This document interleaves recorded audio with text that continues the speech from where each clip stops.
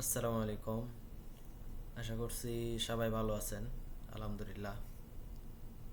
জি আলহামদুলিল্লাহ, আমি অনেক ভালো আছি। আপনাদের দোয়া ইনশাআল্লাহ আল্লাহ ভালো রাখছে।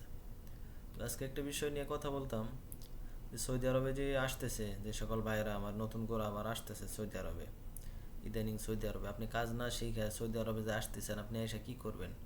এই যে দালালের আপনার বইলা 3 মাসের আকামা দিতেছে। 3 মাসের আকামা ভাই এমনিতেই থাকে। 3 মাসের আকামা নতুন করে দেওয়া লাগে না। আপনি সৌদি আরব ঢুকলে 3 মাস আপনার লাগে ভ্যালিড থাকে, যে 3 মাসের ভিতর আপনি যে কোনো কোম্পানিতে কফেলা হন বা কোথাও কাজে জয়েন করে ফেলেন, মানে কাগজপত্র বৈধ করে নেন কোনো কোম্পানির আন্ডারে হয়ে।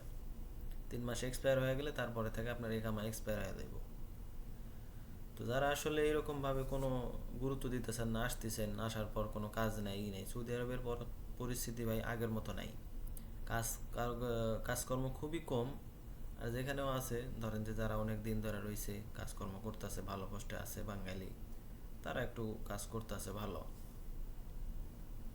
আর আপনি আসলে একে তো কাজ নেই, কোনো সাপোর্ট পাইবেন না, পরিচিত লোক থাকলে সেটা আলাদা বিষয়।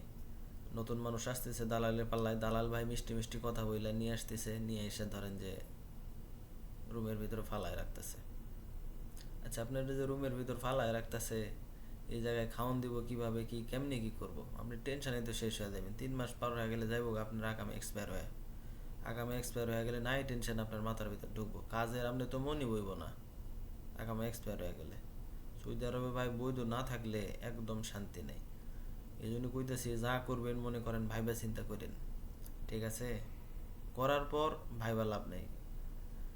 ভাবেন আগে, তারপরে কাজটা করেন, আগে ভাবেন। বোঝেন নাই? এই হলো অবস্থা। ধন্যবাদ।